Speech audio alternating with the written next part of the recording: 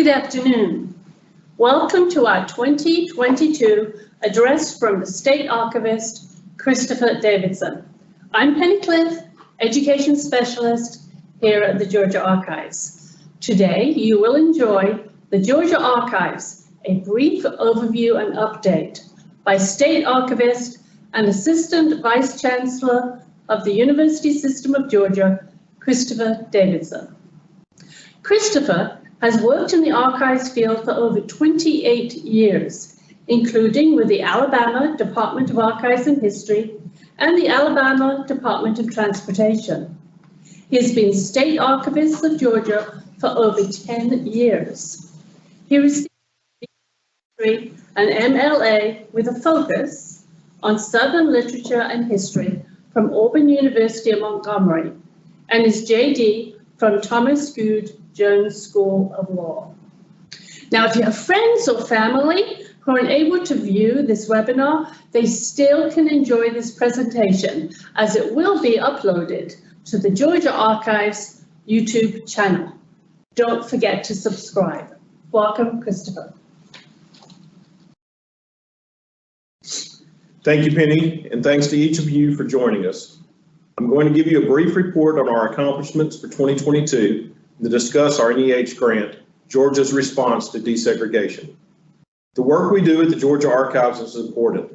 We're stewards of the records of the state of Georgia, and as such, we strive to preserve the history and rights of the people of Georgia. The Georgia Archives is the official repository of permanent records of the state of Georgia. We preserve the past and promote lifelong success by identifying, acquiring, managing, preserving, and providing access to and publicizing archival records. We assist state and local agencies with records management. Before we get started, I will play a video about the archives. Some of you may have seen this on our YouTube channel or in my presentations, but it'll only take a couple of minutes.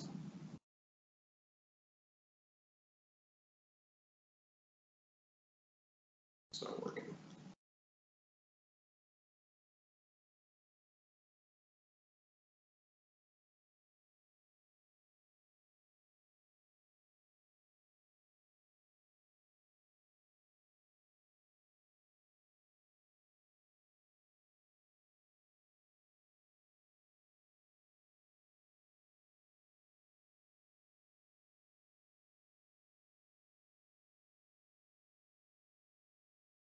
Sound.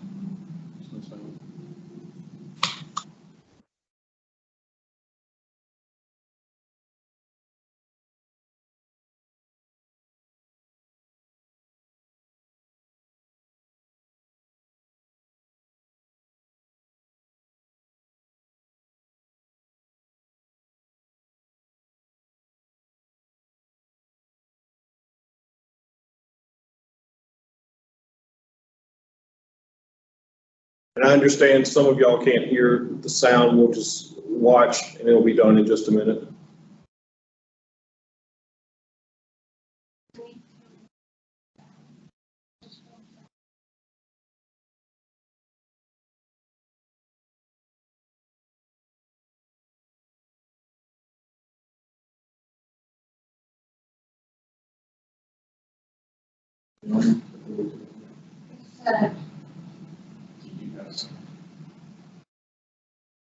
If she turns her sound up, there will be a horrible echo.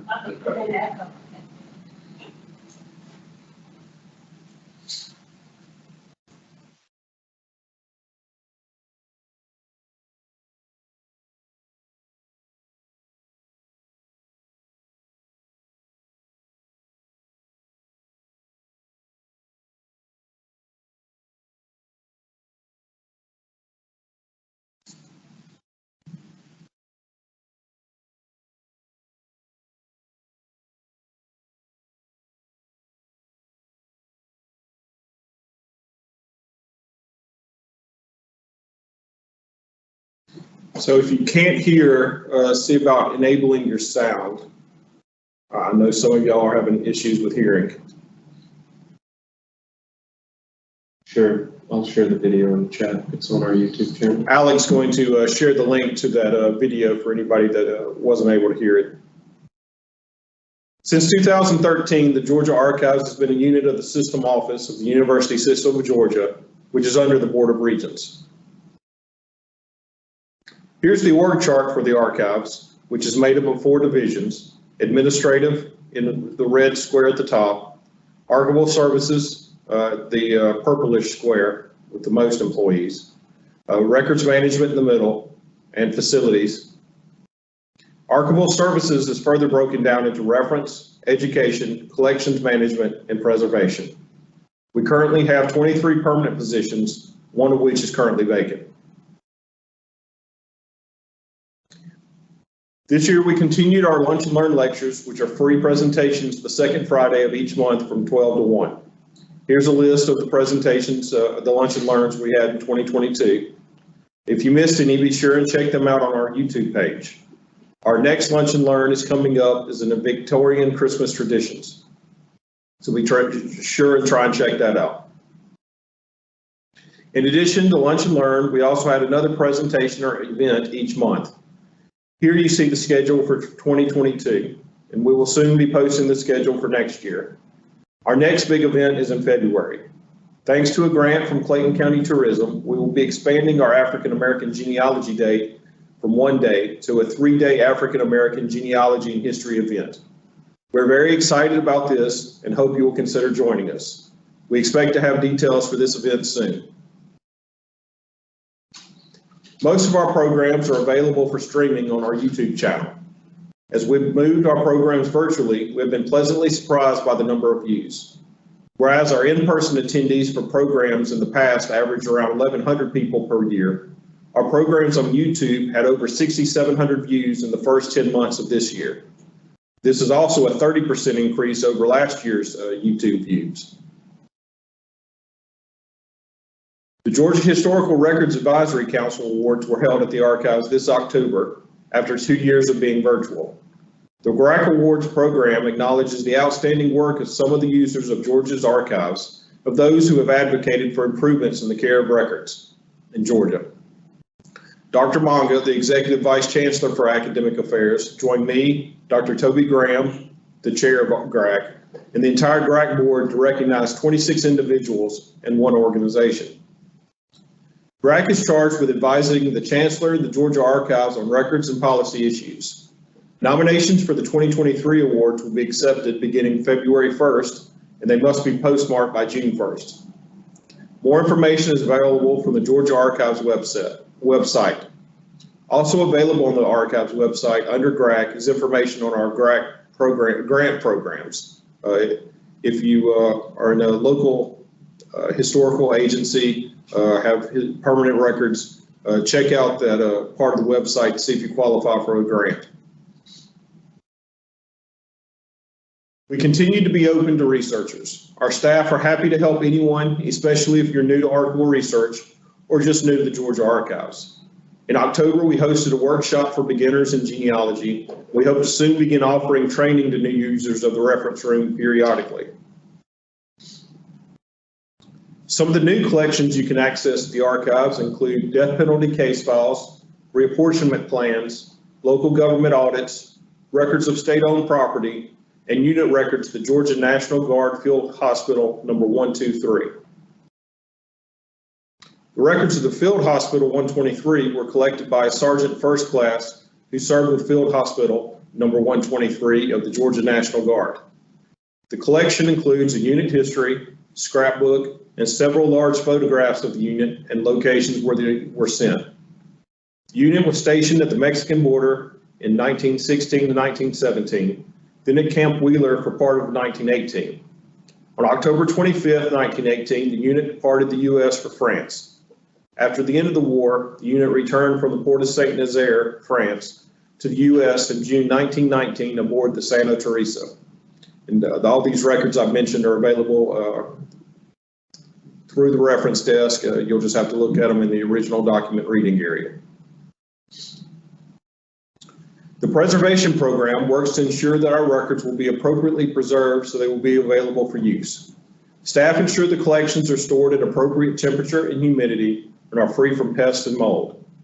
They also prepare records for display in our exhibits and for scanning and performed conservation and repairs needed and as appropriate. Periodically, they also provide training and workshops. Reformatting staff scans select records for uploading to the virtual vault where you can access them from the comfort of your home. Most of the work of the reformatting section is funded by the R.J. Taylor Jr. Foundation. This year, the conservation section hosted a pre-graduate intern as usual. This internship is a yearly program generously funded by the Friends of Georgia Archives and History.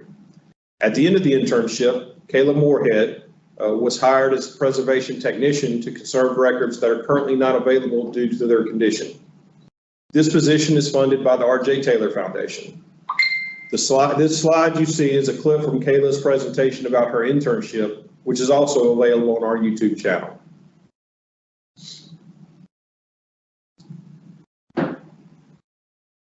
Reformatting staff select records for uploading to the virtual vault. As I mentioned, you can access them from your home.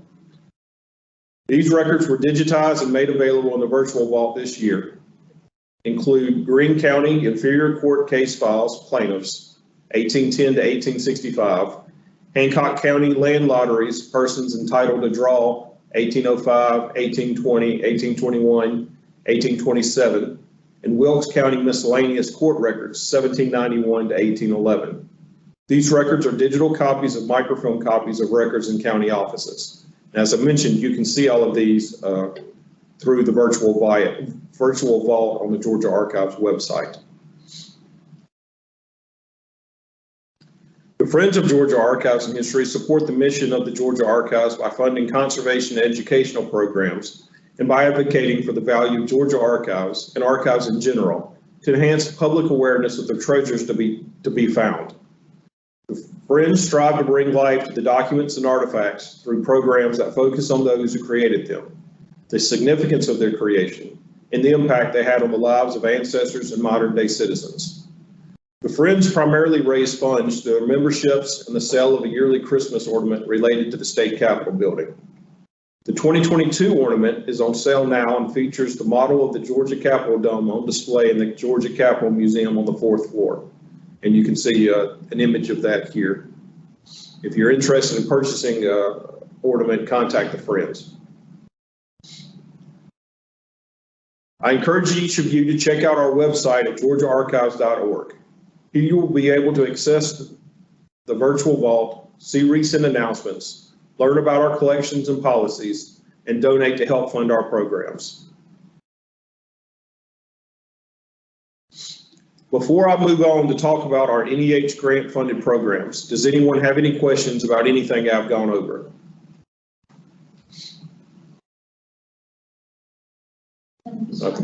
Nothing so far. If you have anything to come up, please submit it in the chat.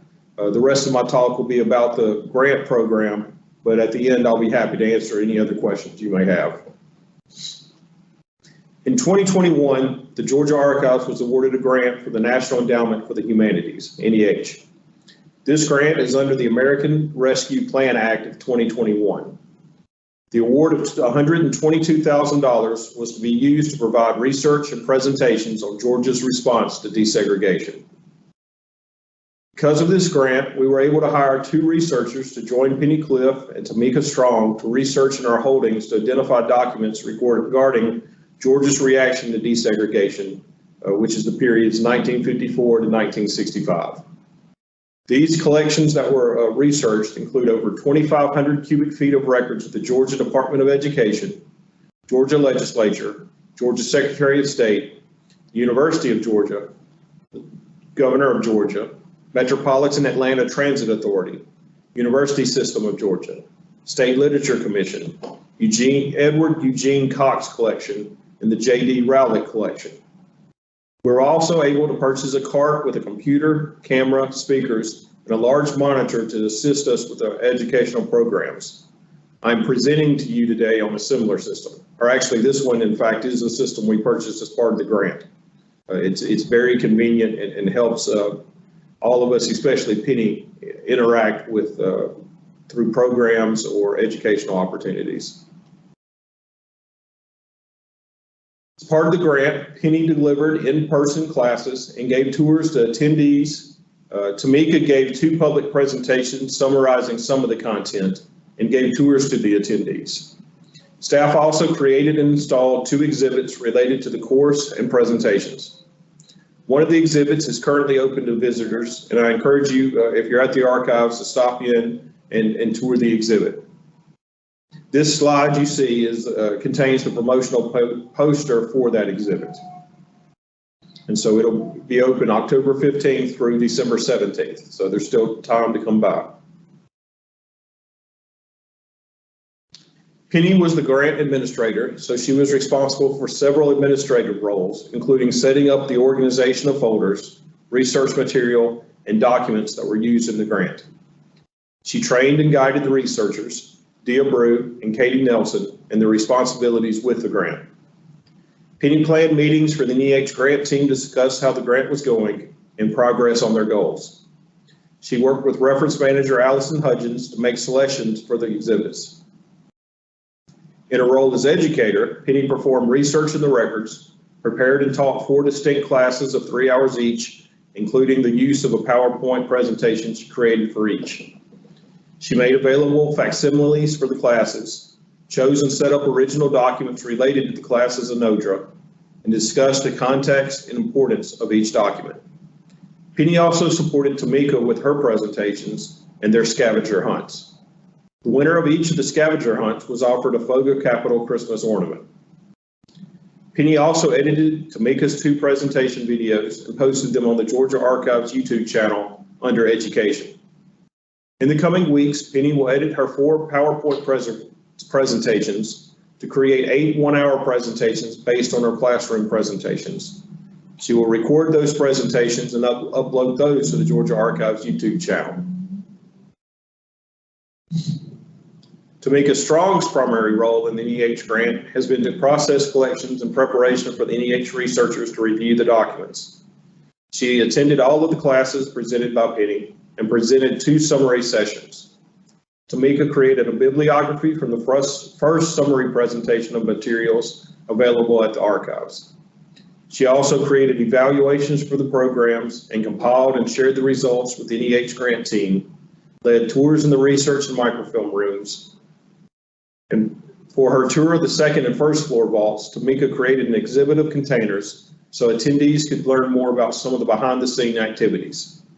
She created a scavenger hunt for attendees to learn to navigate some of the research sources used in locating archival materials. Tamika researched in the MARTA collections to pull out material that was included in presentations and the poster for the 2nd exhibit, and compiled select materials from the MARTA collection. She also provided a summary of these collections with additional instructions to members of the community who are interested in that specific collection. She worked with the NEH grant team to identify items to be included in the outer exhibit cases and the online exhibit, and created a companion website that includes a bibliography of primary and secondary resources, along with links to recorded sessions for future research use. Dia Brew and Katie Nelson served as researchers and browsed the collections, beginning with the named ones listed within the grant. They analyzed each document and manuscript with a critical eye to understand the context in which the historical narrative took place. They pulled older newspaper articles to provide historical context, thus developing depth in the understanding of the events and expanding the archival search to numerous other collections within the archives, thereby ensuring hundreds of folders were reviewed for possible use. Over the course of the grant, they researched and compiled a list of found documents and photos relating to the topic of segregation and integration in Georgia public schools and universities. While researching information, the focus on the condition of the documents was looked at in order for them to be able to make these available to patrons. Some scans and notes found on the original documents were placed in the exhibit or used in the classes. They scanned some of the records for future use and created charts and slides depicting visual information about Georgia schools and events for the exhibits and presentations. They also developed a timeline of events between the establishment of the Freedmen's Bureau and the signing of the Voting Rights Act of 1965, with significant dates in Georgia educational history labeled. In addition, a bibliography of outside research sources was created to provide additional information for future resources, researchers following the results of this grant-funded project. They organized and created a list of interested patrons who wish to join the classes, presentations, or visit with archives for extended research, created folders and certificates for those who completed the classes. We're very appreciative to NEH for this grant. We would not have been able to present these several programs without it. It's been a wonderful experience learning more about the collections for not just for the researchers, but also those who are in attendance, as well as myself. And anyone who has seen these videos, been on the tours, or interacted with the exhibits, really, I think, get a better sense of the breadth of our collections. A lot of our collections were able to be used for a new research value that we had not considered before. I've been very pleased that we were able to put forth this work this year. And again, really appreciate NEH for helping us with this grant. And it's enabling us to do much more in the future. As I mentioned, Penny's going to be presenting 8 different 1-hour presentations over the course of the year, so we can get a lot of this information to a wider audience. And our hope is that those who see these videos that Penny and Tamika put together will learn more about the records, learn more about that time period in Georgia history, and hopefully come to the archives and seek some of these records out and really interact with them. And we hope do more research. We have a wealth of information on this topic and would love to see more research into these areas using our records. It would be great if further work was done to allow the creation of books and other projects involving these records. And that's really been the reason we undertook the grant to begin with. It not just helped us, but to make the records more accessible to the public. Not only did those on the grant work with the records in order to create these programs, they help these records be more accessible, whether it's refoldering, rewriting descriptions so that we have a better idea of what these records are. Some of them have been scanned and will be available through the website. Some of them have had minor conservation treatment done on them so that they'll be in better condition when they are accessed. And so I really encourage everyone to look at these videos that we've already done. The Tamika's videos, Penny, are they online now? Tamika's are online, right? Tamika's are online now. There's 2 of those. Penny will have 8 of them that will be brought out over the course of next year, and we really hope to do more with this. So I'm happy to answer any questions at this time, either about the grant itself or anything I've said previously.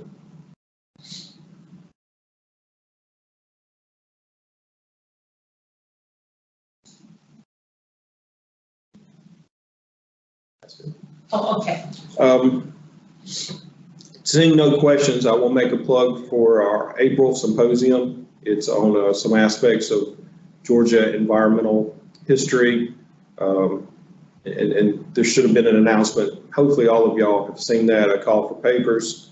But that will also result in our annual April History Symposium. Those that are interested in the topic or history in general, it's a great opportunity to learn more about some of the specific instances in Georgia history, and hopefully some of the records that we have here that help to tell that story. A few questions. Okay, a few questions. All of the programs and events free at the Georgia Archives? Yes, almost all of our events are free. There will be on occasion something that there is a charge, but that's generally something that's being sponsored by an outside organization. But any of these events that I've talked about today are free. And sometimes there may be a registration attached with that, but that's more about us making sure we have enough space and to sometimes very popular events, we have to limit the attendance, especially the specific workshops. One exception of that is the preservation workshops and conservation workshops that are put on by our preservation unit. There is a significant cost with those because those are more similar to getting a classroom learning like you would get at one of the system institutions, one of the universities. So we do charge for that. Will there be other on-site classes offered in the future? One of the questions is, will there be future on-site educational opportunities? And I'll let Penny answer that question.